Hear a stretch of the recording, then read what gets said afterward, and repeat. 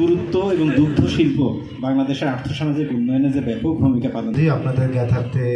জানাতে চাই আমাদের এই আলোচনা পরবর্তীতে এই পর্বের অনুষ্ঠানের একেবারে শেষ পর্যায়ে আমি এই পর্যায়ে বক্তব্য দুধ অপরিহার্য এই প্রতিপাদ্যকে সামনে রেখে সম্মানিত প্রধান অতিথি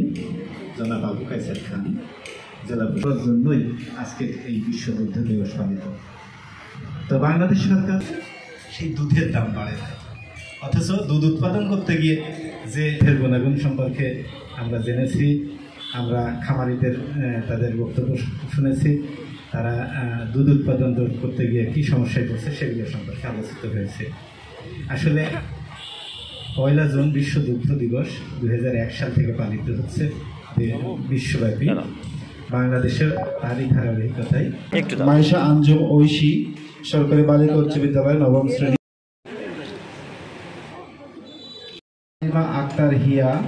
রাজবাড়ী সরকারি বালিকা উচ্চ বিদ্যালয়